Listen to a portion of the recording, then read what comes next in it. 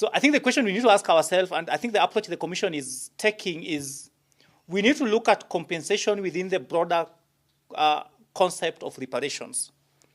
So reparations comes with accountability for human rights violations. Reparations come with acknowledgement.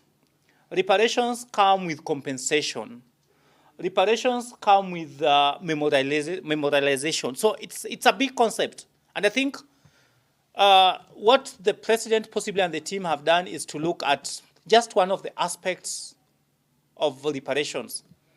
And it will be important that as the team goes around doing its work, would be possibly, number one, to broaden its area of work. I think number two would be to look at, I think the number at the Commission, we think that the period that has been given to the task force